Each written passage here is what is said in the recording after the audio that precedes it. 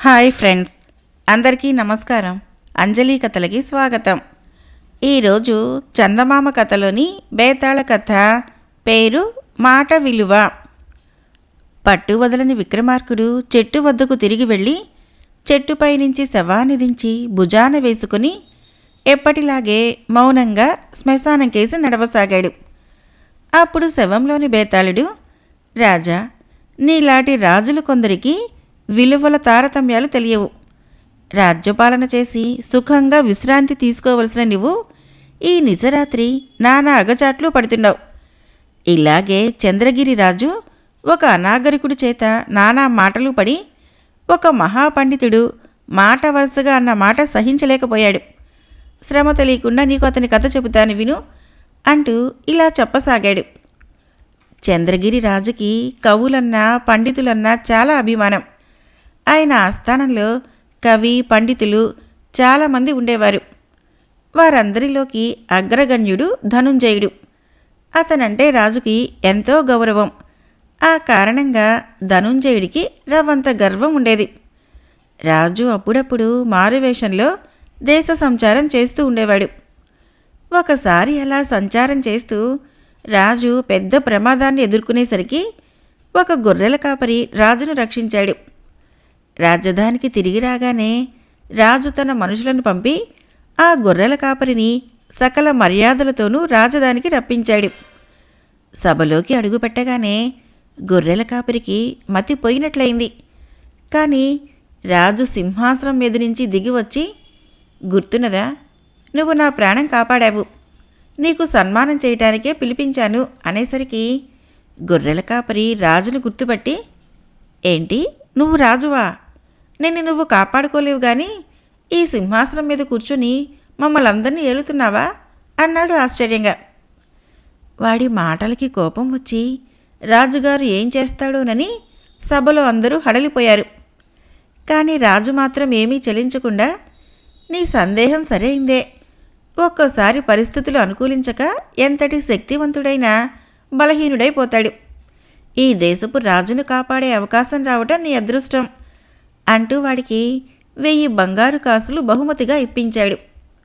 గొర్రెల కాపరికి కొంతసేపు నోట మాట రాలేదు. వాడు జంకుతూ డబ్బు తీసుకొని, ఈసారి ఓళ్ళ మీద తిరిగేటప్పుడు కాస్త జాగ్రత్తగా మసులుకో, పని పాట గలవాణ్ణి, అన్నప్పుడల్లా నిన్ను కాపాడటానికి నాకు తీరిక ఉండదు అన్నాడు. ఈ మాటలకి రాజు మరింత గట్టిగా విరగబడి నవ్వాడు. తమ రాజుగారి సహనశక్తి చూసి సభికులందరూ ఆశ్చర్యపోయారు. ఈ సంఘటన జరిగినప్పటి నుంచి ధనుంజయుడికి మనసులో ఒక విధమైన బాధ పట్టుకున్నది. రాజు గొర్రెల కాపరిని ఆదరించి సన్మానించడం వరకు అతను అర్థం చేసుకోగలిగినాడు. కానీ అంత అనాగరికుడు తనను బహిరంగ సభలోనే అంత తేలిక చేసి మాట్లాడితే రాజు ఎలా సహించాడు? అలాంటి వాడు తనకిచ్చే గౌరవానికి విలువ ఏమిటి? గొర్రెల కాపరికి రాజు దృష్టిలో ఉన్న విలువ తనకు ఉన్నది లేనిది తెలుసుకోవాలని ధనుంజయుడు తహతహలాడిపోయాడు. సభలో ఏదో చర్చ జరుగుతూ ఉండగా అతనికి తన అనుమానం తీర్చుకునే అవకాశం దొరికింది. రాజుగారు ఒక సంశయం వెలిబుచ్చిన మీదట ధనుంజయుడు, పరమ మూర్ఖుడికి కూడా రాని ఈ సందేహము తమకు ఎలా కలిగిందో తెలియకుండా ఉన్నది ప్రభు అనేశాడు. రాజులో కలిగిన మార్పు వర్ణనాతీతం. ఆయన కళ్ళు చింతని పుల్ల అయ్యాయి. ముఖం జేవురించింది. మరుక్షణమే రాజు సభ చాలించి లేచిపోయాడు. మర్నాడు ధనుంజయుడికి ఆస్థాన పండితుడి పదవి ఊడింది. బేతాళుడు ఈ కథ చెప్పి, రాజా, చంద్రగిరి రాజు ప్రవర్తనకు అర్థం ఉన్నదా? గొర్రెల కాపరి తనను సూటిగా అవమానిస్తే ఆగ్రహించకపోగా ఆనందించిన రాజు తన గౌరవానికి ఎంతో పాత్రుడైన ఆస్థాన పండితులలో అగ్రగణ్యుడు మాట సందర్భంగా దూషణ స్ఫురింపజేశాడని అంతగా ఎందుకు ఆగ్రహించాడు? దీనికి సమాధానం తెలుసు కూడా చెప్పలేకపోయావో నీ తల బద్దలైతుంది అన్నాడు. దానికి విక్రమార్కుడు, రాజు ప్రవర్తనకు అనేక సమర్థనలు ఉన్నాయి. మొదటి సంగతి, ప్రాణదాత తండ్రితో సమానుడు, అతనికి మందలించే హక్కు ఉన్నది. గొర్రెల కాపరి రాజును మందలించాడే గాని అవమానించుతున్నాననుకోలేదు. పైగా వాడి మాటలలో హాస్యం ఉన్నది. సభికులలోకెల్లా రాజుతో చులకనగా మాట్లాడే అధికారము హాస్యగాడికి ఉన్నది. ఆ విధంగా కూడా గొర్రెల కాపరి సమర్థనీయుడు. మూడో సంగతి, గొర్రెల కాపరికి రాజసభలో మతిపోయింది. ఎలా ప్రవర్తించాలో తెలీదు. సాధ్యమైనంత వరకు సహజంగా ప్రవర్తించాలని ప్రయత్నించాడు. వాడి సహజ ప్రవర్తన కొంత మొరటుగా ఉంటుంది. తనను సన్మానించమని వాడేమైనా కోరలేదు. సన్మానించాను గదా, వాడు నాగరికుడిలాగా ప్రవర్తించాలి అని రాజు అనుకోవటము అక్రమమైతుంది. ఇక చిట్ట చివరి సంగతి, గొర్రెల కాపరి మాటలకు ఎవరు ఎటువంటి విలువ ఇయ్యరు. వాడి మాటలను బట్టి రాజుగారిని గురించి సభికుల అభిప్రాయాలు మారవు. వారిలో కొందరు ఆగ్రహించారు కూడా. కానీ ఆస్థాన పండితుడి మాటకి అందరూ విలువ ఇస్తారు. మాట వరుసకే అయినా ధనుంజయుడు రాజును అవమానించాడు. రాజు దానిని సహించినట్లయితే మర్నాటి నుంచి సభకులలో ఆయన పట్ల గౌరవము నిలవదు. అందుచేత రాజు ధనుంజయుడిని వెళ్ళగొట్టడం న్యాయమే అని విక్రమార్కుడు అన్నాడు. రాజుకు ఈ విధంగా మౌనభంగం కలగగానే బేతాళుడు శవంతో సహా మాయమై తిరిగి చెట్టెక్కాడు. మరొక కథ పేరు వింత నియమం. రచించిన వారు ధరణి ప్రగడ వెంకట శేషగిరిరావు గారు. పూర్వము సింధు దేశాన్ని జయసింహుడు పరిపాలించేటప్పుడు అతని ఆస్థానానికి ఒక సంగీత విద్వాంసుడు వచ్చి తనకు కొలువు ఇవ్వమని కోరాడు. మాకు ఆస్థాన సంగీత విద్వాంసులు చాలామంది ఉన్నారు, కొత్త వారిని చేర్చుకునే ఆలోచన ప్రస్తుతం లేదు అన్నాడు జయసింహుడు. విద్వాంసుడు ఆ రోజుకు వెళ్ళి మర్నాడు సభకు వచ్చి, నేను సంగీత విద్వాంసుణ్ణి, మీ ఆస్థానంలో ఉండగోరి వచ్చాను అని మళ్ళీ రాజు జయసింహుడితో అన్నాడు. మా ఆస్థానంలో ఇప్పుడు సంగీత విద్వాంసులు అవసరం లేదు, మీరు వెళ్ళవచ్చును అన్నాడు జయసింహుడు. కానీ ఆ విద్వాంసుడు రోజూ వచ్చి అదే ప్రథమమైనట్లుగా రాజుకి తన కోరిక చెబుతూ వచ్చాడు. రాజు అతని కోరికను నిరాకరిస్తూ వచ్చాడు. ఇలా చాలా రోజులు గడిచిన మీదట రాజుకే తన ప్రవర్తన అవమానకరం అనిపించింది. తన ఆస్థానంలో సంగీత విద్వాంసుడిగా ఉండాలని ఆ మనిషి అంత ఓర్పుతో అడుగుతూ ఉంటే అతనేదో అర్ధరాజ్యం అడిగినట్లుగా తాను పదే పదే నిరాకరించడము అసహ్యం అనిపించింది. అందుకని ఒకరోజు విద్వాంసుడు తన కోరిక వెలుబుచ్చినప్పుడు జయసింహుడు, మీరు అంతగా అడుగుతున్నారు గనక మీ గానము మా విద్వాంసులకు వినిపించండి, వారు ఒప్పుకుంటే మిమ్మల్ని ఆస్థాన విద్వాంసులలో ఒకడుగా వేసుకుంటాను అన్నాడు. మహారాజా, నాకొక నియమం ఉన్నది. నేను నాకు ఇష్టమైనప్పుడే గానం చేస్తాను, ఒకరు కోరినప్పుడు చేయను. అది తమకు పూర్తిగా సమ్మతమైతేనే నన్ను తమ కొలువులో చేర్చుకోండి అన్నాడు విద్వాంసుడు. ఇలాంటి నియమం గల విద్వాంసుడికి మా ఆస్థానంలో స్థానం లేదు అన్నాడు రాజు పరుషంగా. విద్వాంసుడు వెళ్ళిపోయాడు. కానీ మర్నాడు మళ్ళీ వచ్చాడు. రాజు అతనికి ఆస్థాన విద్వాంసుడి పదవి మళ్ళీ నిరాకరించాడు. ఇలా మరికొంతకాలం గడిచింది. అకస్మాత్తుగా జయసింహుడికి ఒక ఆలోచన వచ్చింది. ఆ విద్వాంసుడి మనసులో ఏదో ఆలోచన ఉండి ఉండాలి. అతన్ని శాశ్వతంగా వదిలించుకోవడము ఏమంత కష్టం కాదు. కానీ అలా చేస్తే ఆ విద్వాంసుడి మనసులో ఉన్నదేమిటో ఎప్పటికీ తెలీదు.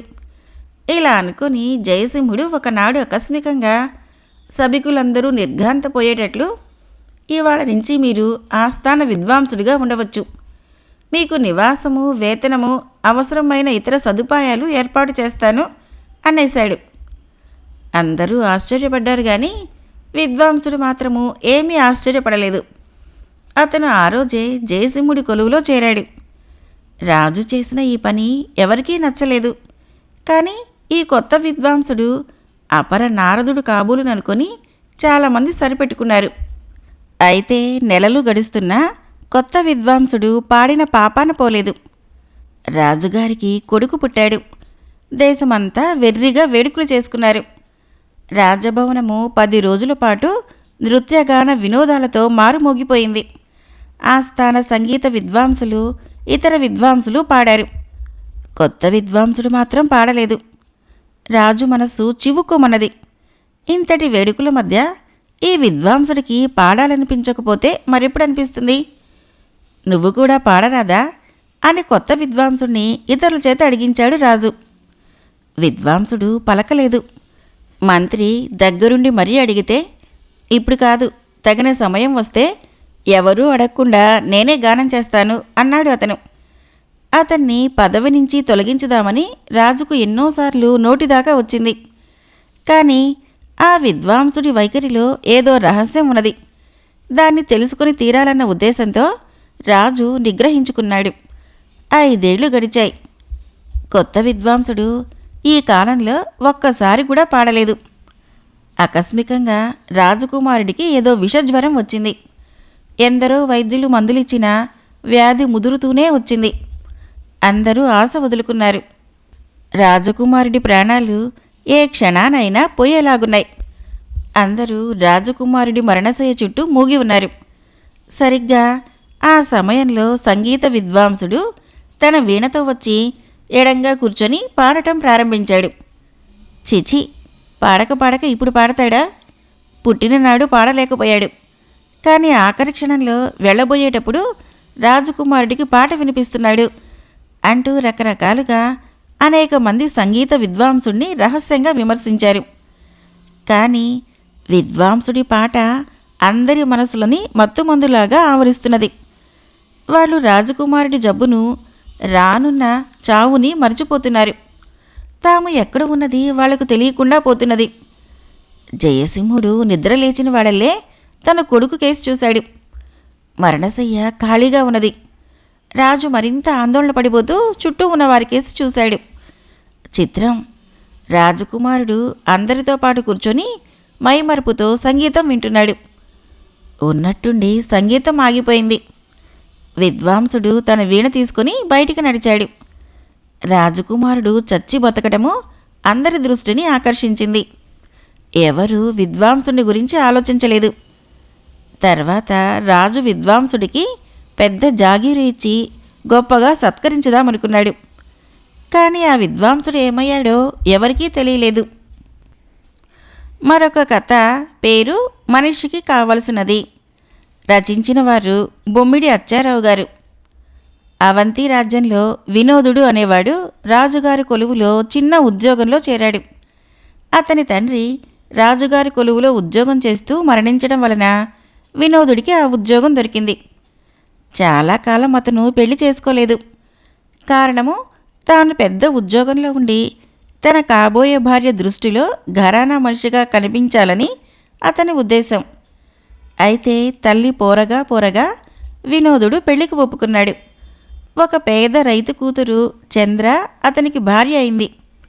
ఆమె అందంలోనే కాక గుణంలో కూడా గొప్పది. పేద కుటుంబం నుంచి వచ్చిందేమో. ఆమెకు పొదుపు, ఇతరులకు మర్యాద చూపటము చక్కగా తెలుసు.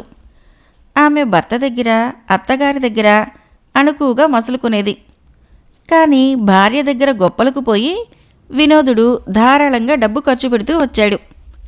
భార్యని మెప్పించుతున్నాననుకొని లేనిపోని గొప్పలకు పోయి అతను అప్పుల పాలయ్యాడు. చంద్రకి తన భర్త సంపాదన ఎంతో తెలుసు. కానీ అతను సంపన్నుడు కాదన్న సంగతి జ్ఞాపకం చేయకుండా ఆమె అనవసరపు ఖర్చులు తగ్గించమని భర్తను కోరేది. పొదుపుగా ఉండటము అవమానంగా భావించి వినోదుడు, అంత పీనాసుగా బతకవలసిన కర్మ మనకేం పట్టింది, మన హోదాకు తగినట్లు ఉండవద్దా అని భార్యతో అనేవాడు. అయినా అతన్ని అప్పులు బాధిస్తూ ఉండటం వలన ఇంకా మంచి ఉద్యోగం కోసం ఎంతో ప్రయత్నించాడు. కానీ ఆ ప్రయత్నాలేవి కలిసి రాలేదు. ఇలా ఉండగా వినోదుడి మేనమామ తన చెల్లెల్ని, మేనల్లుణ్ణి చూడవచ్చాడు.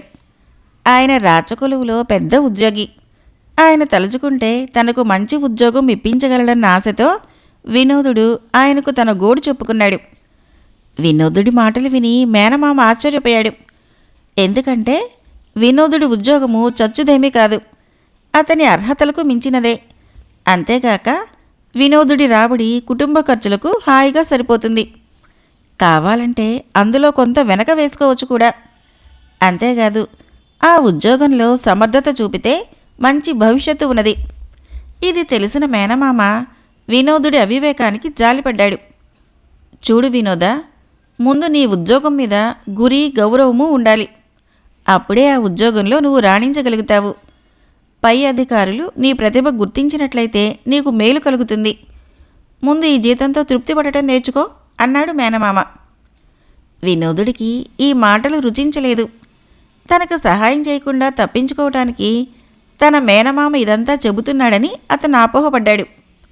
ఈ సంగతి మేనమామ పసిగట్టాడు. నీవు ఎలాంటి ఉద్యోగం చేయాలనుకుంటున్నావు అని ఆయన వినోదుడిని అడిగాడు. కోశాధికారి పదవి కానీ మండలాధికారి పదవి కానీ అయితే హోదాకి హోదా, ఆదాయానికి ఆదాయము బాగా ఉంటాయి అన్నాడు అతను. మేనల్లుడి గొంతెమ్మ కోరికలు చూసి మేనమామకి నవ్వు కోపము కూడా కలిగాయి. సరే, రేపు నాతో రా, కోశాధికారి నాకు తెలుసు, అతని ద్వారా ప్రయత్నం చేద్దాము అన్నాడు ఆయన. వినోదుడు మర్నాడు తన మేనమామ వెంట రాజధానికి బయలుదేరి వెళ్ళాడు. ఇద్దరూ కలిసి కోశాధికారి దగ్గరికి వెళ్ళారు. కోశాధికారితో ఏకాంతంగా మాట్లాడిన తర్వాత మేనమామ వినోదుణ్ణి ఆయనకు పరిచయం చేశాడు. కోశాధికారి వినోదుణ్ణి నకసిక పర్యంతము పరీక్షించి తల పంకించి అతను చేస్తున్న ఉద్యోగం గురించి అడిగి తెలుసుకున్నాడు. ఆయన వినోదుడితో, నీ ఆశయం మంచిదే, కాదనను. అయితే ఈ కోశాధికారి పదవి నువ్వు అనుకున్నంత సుఖమైనదేమీ కాదు. కత్తి మీద సాము లాంటిది. ధనాగారంతో పని. ఏమాత్రము తేడా పాడాలొచ్చినా రాజదండన తప్పదు. ఈ పదవి నిర్వహించడానికి తెలివితేటలే కాదు, గుండె ధైర్యము, అనుభవము కూడా కావాలి అన్నాడు. వినోదుడికి ఈ మాటలు ఏమాత్రమూ రుచించలేదు. కోశాధికారి ఇంకా ఇలా అన్నాడు. నన్ను ఈ కోశాధికారి పదవి అకస్మాత్తుగా వరించలేదు. ఈ పదవిలోకి రాకముందు నేను దివాణంలో గంటలు కొట్టాను. తర్వాత ద్వారపాలకుడుగా పనిచేశాను. ఆ తర్వాత కోట కాపలాదారుల్లో ఒకడిగా ఉన్నాను. అటు తర్వాత కోశాగార రక్షకుణ్ణి అయ్యాను. రాజుగారు నన్ను ఎన్నోసార్లు అగ్ని పరీక్షలకు గురిచేసి అన్నిటికీ తట్టుకున్నాక ఈ కోశాగార పదవిని అనుగ్రహించారు. ఎన్నో మెట్లు ఎక్కకుండా పై అంతస్తుకు ఎగరగలమా? వినోదుడికి ఇదంతా అధిక ప్రసంగంగా తోచింది. అతని ముఖ కవళికలు మేనమామ గమనిస్తూనే ఉన్నాడు. ఇద్దరూ కోశాధికారి వద్ద సెలవు తీసుకుని అక్కడి నుంచి బయలుదేరారు. ఈయన మాటలకేం గాని మండలాధికారి నా స్నేహితుడే, అతను కూడా కలుద్దామా అన్నాడు మేనమామ. వినోదుడిలో మళ్ళీ ఆశ చిగురించింది. ఇద్దరూ మండలాధిపతి వద్దకు వెళ్లే దారిలో ఒక 10 మంది యువకులు వాళ్లకు ఎదురయ్యారు. వినోదుడి మేనమామ వాళ్ళని ఆపి, ఎక్కడికి బాబు, మీరంతా గుంపుగా పోతున్నారు అని అడిగాడు. వారిలో ఒకడు ఇలా అన్నాడు. మేము నిరుద్యోగులమైన విద్యావంతులం. మా తెలివితేటలు, విద్య మాకింత తిండి పెట్టలేకపోయాయి. రాజధానిలో కూడా మా విద్యకు గుర్తింపు లేకపోయాక మేమింకా ఇక్కడ దేనికి? పల్లె ప్రాంతాలకు పోయి భూమి దున్నుకుని బతుకుతాము. వాళ్ళు ఉత్సాహంగా ముందుకు సాగిపోయారు. వినోదుడిలో ఆకస్మికంగా మార్పు కలిగింది. అతని భ్రమలన్నీ ఒక్కసారిగా తొలగిపోయాయి. మండలాధిపతి నివాసం దగ్గరలోనే ఉన్నది, ఆయనను కలుసుకుందాం పదా అన్నాడు మేనమామ. ఇక ఎవరిని కలుసుకోనవసరం లేదు మామ, నాకు ఉన్న ఉద్యోగం చాలే. శక్తి వంచన లేకుండా ఇందులోనే పైకి రావడానికి ప్రయత్నిస్తాను. నీకు అనవసరంగా శ్రమ ఇచ్చాను అన్నాడు వినోదుడు. అతని మేనమామ తనలోనే తాను నవ్వుకున్నాడు. మరొక కథ పేరు దారికి వచ్చిన పశువు. రచించిన వారు ఎన్విఆర్ సత్యనారాయణ మూర్తి గారు. రంగయ్య 2 కోడెదూడలను విడివిడిగా సంతలలో కొని వాటిని జతగట్టి రాముడు, భీముడు అని పేర్లు పెట్టి వాటికి పొలం పనులు నేర్పడం ప్రారంభించాడు. రాముడు మంచి దూడ, అది సులువుగా పనులు నేర్చుకున్నది. కానీ భీముడు చాలా మక్కురు. దున్నుతూ కాడిని వదిలేయటము, బండికి కడితే కాడి తప్పించుకోవటము మొదలైన పనులు చేసేది. అది తిండి మాత్రం బాగా తినేది. అప్పుడప్పుడు కట్టుతాడు తెంచుకొని చేలో పడి మేసేది. 6 నెలలు గడిచినా భీముడు దారికి రాలేదు. పొలం పనులు ముమ్మరమయ్యే రోజులు వచ్చేస్తున్నాయి. చెరుకు ఎదిగి సిద్ధంగా ఉన్నది. త్వరలోనే చెరుకు నరికి బండ్ల మీద పంపి బెల్లం ఆడించాలి. ఎరువులు తోలుకోవాలి. నువ్వుల చేను దుక్కి చేసుకోవాలి. భీముణ్ణి దారికి తీసుకురావటం గురించి బాగా ఆలోచించి రంగయ్య భీముణ్ణి తెలకల తిరుపతయ్యకిచ్చి 2 రోజుల పాటు నూనె గానుగకు వాడుకోమన్నాడు. రోజంతా కళ్ళకు గంతలు కట్టించుకొని గానుగ తిప్పుతూ ఉంటే భీముడికి ప్రపంచమంతా అంధకారమైపోయింది. దానికి తోడు తన వెంట రాముడు లేడు. తిరగకుండా ఆగితే కర్రతో బాదుతున్నాడు తిరుపతయ్య. 2 రోజులు 2 యుగాలనిపించింది భీముడికి. 3వ రోజు రంగయ్య భీముణ్ణి ఒంటెద్దు బండి వీరడికిచ్చి 2 రోజులు వాడుకోమన్నాడు. 2 ఎడ్ల బండి కాడిలాగా ఒంటెద్దు బండి కాడి తప్పుకోవడానికి వీలుగా లేదు. ఎరువుల బస్తాలన్నీ కరణంగారింటికి, మునసబు గారింటికి, మరికొన్ని ఇళ్లకు ఒంటెద్దు భీముడే లాగవలసి వచ్చింది. భీముడికి ఆ 2 రోజులు యమయాతన అనిపించింది. వీరడి దగ్గర 2 రోజులు ఉంచిన తర్వాత రంగయ్య భీముణ్ణి చేదల మూట తిప్పుకునేందుకు చెల్లమయ్యకు అరివిచ్చాడు. చేదల మూట తిప్పటానికి భీముడు ఎండలో తిరగవలసి వచ్చింది. ఇంతకన్నా నూనె గానుగ తిప్పటమే నయమనిపించింది. ఎందుకంటే అది నీడలో పని. కళ్ళు చెమటలు పట్టి నోట నురుగులు వచ్చినా చలమయ్య భీముడి చేత 2 రోజుల పాటు ఎండలో పని చేయించాడు. తర్వాత రంగయ్య భీముణ్ణి 2 రోజుల పాటు వంటి చేద నూతి నీళ్లు తోడటానికి నూకన్నకి అరివిచ్చాడు. ఇది మరీ కష్టమైన పని. భీముడు ముందుకు వెళితే నీళ్ల గూన నీళ్లతో బయటికి వస్తుంది. మళ్ళీ తాను వెనకకు వెళితే గూన నూతిలోకి దిగుతుంది. ఈ విధంగా నూకన్న భీముణ్ణి ఎండలో పొద్దస్తమానము వెనక్కు ముందుకు అదే పనిగా నడిపించాడు. 2 రోజులు ఇలా బాధపడిన మీదట 2వ రోజు సాయంకాలము రంగయ్య వచ్చి భీముణ్ణి తన ఇంటికి తోలుకొని వెళ్ళాడు. 8 రోజుల అనంతరము రాముడు కనిపించేసరికి భీముడికి అమితమైన ఆనందం కలిగింది. ప్రాణం లేచి వచ్చినట్లయింది. ఇతరుల కన్నా తన యజమాని శ్రద్ధగా వేళకు కుడితి, దాణ, పచ్చగడ్డి పెడుతూ ఉంటే భీముడు ప్రాణానికి ఎంతో హాయి అనిపించింది. ఎండలో పనిచేయటం లేదు. ఎప్పుడూ నీడనే కట్టి ఉంచేవాడు. భీముడు సులువుగా దారికి వచ్చి రాముడితో సమంగా పొలం పనులన్నీ చేయసాగాడు. కథ అయిపోయింది. ఫ్రెండ్స్, నా కథలు నచ్చినట్లయితే మన ఛానల్ని తప్పకుండా సబ్స్క్రైబ్ చేయండి, లైక్ చేయండి, షేర్ చేయండి, కామెంట్ చేయండి. Thank you.